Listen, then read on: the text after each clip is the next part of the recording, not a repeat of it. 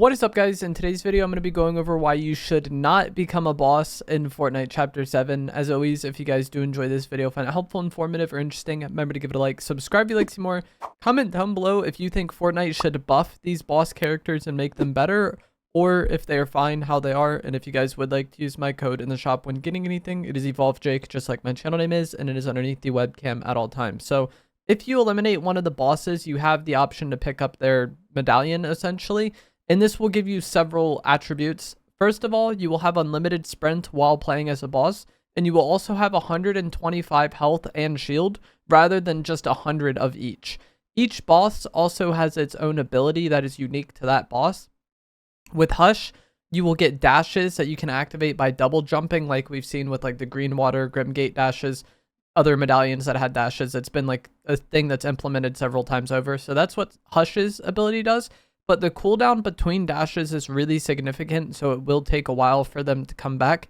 And so that makes it not as spammy as what we've seen with like previous iterations of dashes. The Alien's ability will give you a low gravity jump, kind of similar to like the Flowberry Fizz effect or the Slurpee from the Simpsons season. This will make it to where you can jump a bit higher, maybe break people's camera that way, or go further when you do use some of your mobility items like shockwaves. And then finally, Brutus' ability is shield regen. So once you activate this, you will regenerate your shield. And that is one of the first kind of sticking points with these abilities, is it's something that needs to be activated. You have to go to that icon in your inventory, activate it, and then you will get that ability for a period of time. When we had medallions in the past, it was an ability that was just active all the time. When we had shield regen medallions, you were just constantly regenerating shield up to like a certain point with some of them. When we had the, dash medallion from Cerberus, you just always had dashes. You didn't have to activate it. And when you go to activate it, there's like an animation you have to do. And then you will also spawn some guards with you when you use the ability. But the guards themselves are really not that helpful in a fight most of the time.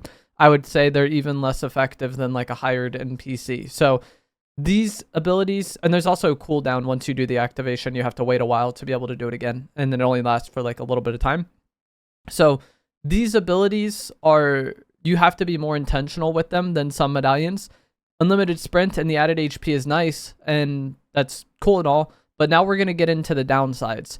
The first is just going to be that becoming a boss takes an inventory slot, and you can't drop it. So once you make this choice, you're stuck with that, and giving up an inventory slot is rarely something I want to do.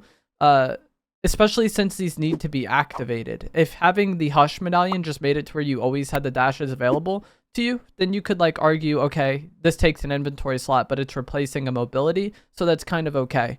If Brutus was constantly making you regenerate shield, then you could maybe argue like, sure, it takes an inventory slot, but I'm going to run this instead of heals. That's going to replace my heals for the game. So while it does take a slot, it's kind of okay. As it is now, the effects are pretty limited and you have to like activate them before going into a fight. And having that take an inventory slot on top of that is just pretty rough. This season, I really like having double mobility.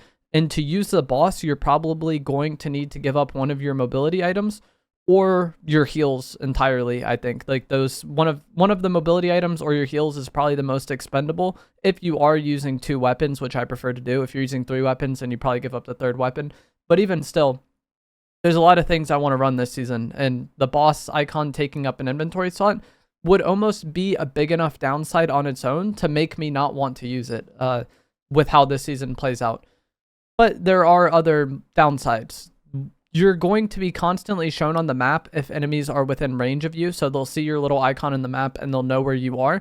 And then also they can see your health bar when aiming at you, and this health bar will show even through bushes and some walls in some situations. So like the boss is at a, I guess people playing against the boss are at a constant information advantage.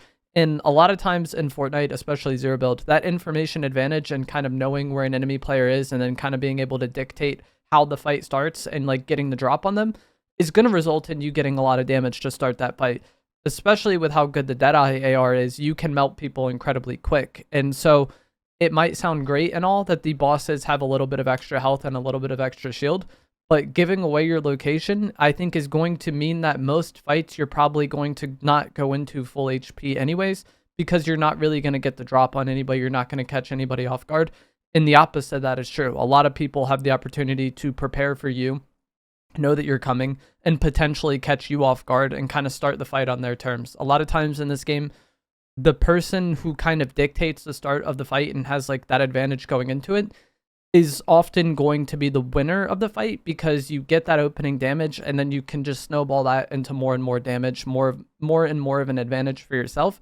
And then you just win the fight based off that, right? Like if you play pressure well and play that snowball well, then it's very hard for the enemy to play the game. And the boss, I think, is going to be consistently on the back foot because of that.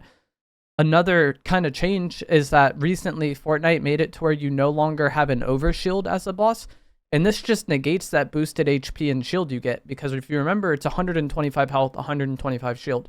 That comes out to 250. If you're 100 health, 100 shield, and 0 build, you have 50 overshield on top of that. You essentially have 250 effective health. So the effective health between a full HP boss and a full HP player is actually the same, but I would rather be the player side of this because the overshield regenerates. I'm sure we've all been in those kind of mid-range stalemate situations where you maybe tag an enemy, they tag you back, but like you both have only done overshield damage to each other, so it's like nobody really wastes heals, nobody really cares about that damage after the overshield regen comes in, right? But with this boss, not having an overshield, every bit of damage you get on them actually matters, and it adds up, and those like stalemate situations are actually incredibly skewed in your favor because the boss's HP isn't just going to come back unless they're Brutus and they do the ability, obviously. But like most of the time, that damage you got on them matters more than if they had an overshield that kind of like ate some of that damage. So the nerfing of the bosses by removing the overshield, I feel like completely kind of invalidated their boosted HP in 0 build at least. And build mode, obviously, that's still going to be an advantage because there's no overshield in builds. But for 0 build, I think this was a pretty significant nerf. Another huge nerf on top of everything we just touched on is going to be that your character is actually larger when you're playing as a boss. So it's easier to hit the boss characters because their character is taking up more, area. So it's easier for enemies to hit you. You don't have an overshield, so every bit of damage you take matters. And you're shown on the map constantly, and your HP bar is shown if they're like aiming at you and shooting at you, so they know not only where you are, sometimes seeing you through walls, seeing you through bushes, but also they know exactly how much health you have. And then a lot of times in fights, like if you are used to playing the game and you're, comfortable fighting, you kind of know how much damage you've done to somebody over the course of the fight. You know, like, okay, I hit this guy, his shield just has about 100 health left. But at times, especially if you're going into a fight like third partying, you might not know exactly what people's health is at, or if it's a very chaotic situation, you might not have been able to keep track of that. Or if you're playing team game modes, you might not know exactly how much damage your teammate has done. But seeing the HP bar just clear as day makes that situation simpler for everybody. And again, is an information advantage for the person playing against the boss because they know exactly how much health the boss has, and so they can play accordingly. Also, if you do kind of slip away, if the boss heals a bit, normally you might have to guess how much the enemy is healed and what their HP is looking like. But with the boss character just showing their HP bar for all to see, then that guess is, if they do heal, you're very well aware of it. And again, you just know what their health is at all times. So maybe you want to play more aggressive, maybe you want to play more back. It really just kind of gives you a huge information advantage. And the information advantage of seeing their location and seeing their health bar, I think, is a pretty significant downside on its own. But the boss also has no overshield anymore, takes an inventory slot, and is larger. So I definitely do not think it is worth playing as a boss in Fortnite. I think the benefits you get are very minor, and the downsides are very significant. But I'm actually fine with that. I was never the biggest fan of medallions being in the game. I think these are more of a negative than they are a positive for you, and I would highly just not recommend becoming a boss. But that is going to be it for this video. As always, if you guys did find this to be helpful, informative, or interesting, remember to give it a like, subscribe if you like to see more, comment down below what you think of the boss abilities, if Fortnite should buff them, if they should leave them as it is.